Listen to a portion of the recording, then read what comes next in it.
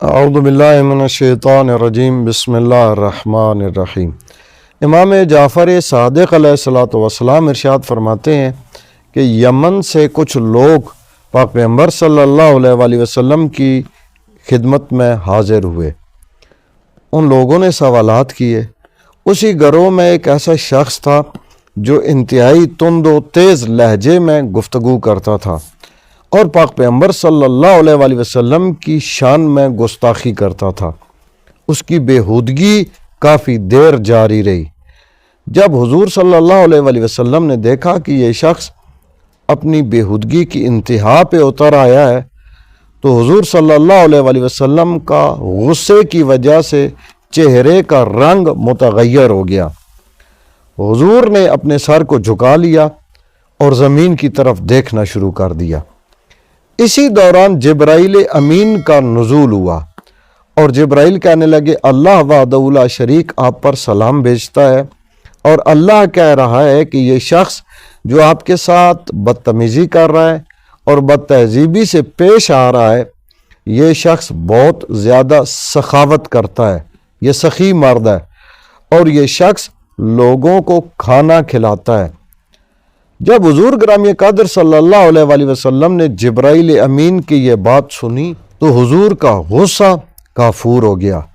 حضور نے اپنے سر اقدس کو بلند کیا اور اس شخص سے گفتگو کرتے ہوئے فرمایا کہ اگر تو سخی مرد نہ ہوتا، اگر تو لوگوں کو کھانا نہ کھلاتا ہوتا تو میں تمہیں ایسی سزا دیتا کہ تم دنیا کے لیے نشان عبرت بن جاتے۔ یہ جملے وہ ہستی ارشاد فرما رہی ہے جو رحمت للعالمین صلی اللہ علیہ وآلہ وسلم ہے۔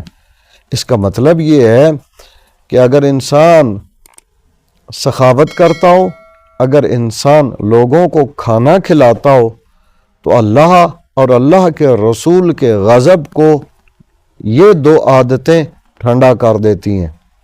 جب اس شخص نے حضور کی یہ بات سنی تو کہنے لگا کہ کیا آپ کا اللہ سخاوت کو اور لوگوں کو کھانا کھلانے کو پسند کرتا ہے؟ حضور نے فرمایا بالکل۔ کہنے لگا پھر مجھے کلمہ پڑھائیں۔ حضور نے جب اسے کلمہ پڑھایا تو کہنے لگا یا رسول اللہ، آج تک کبھی میں نے اپنے پاس سے کسی سوالی کو خالی نہیں لوٹایا ہے۔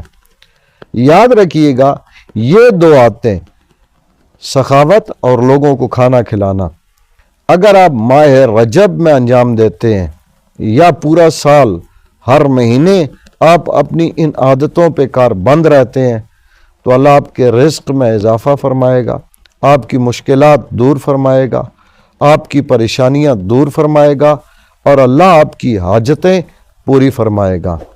اپنا اور اپنے چینل رائے نجف کا خیال رکھیے گا۔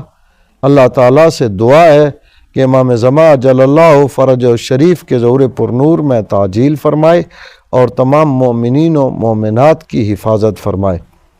اللہم صلی علی محمد و آل محمد وعجل فرجہم۔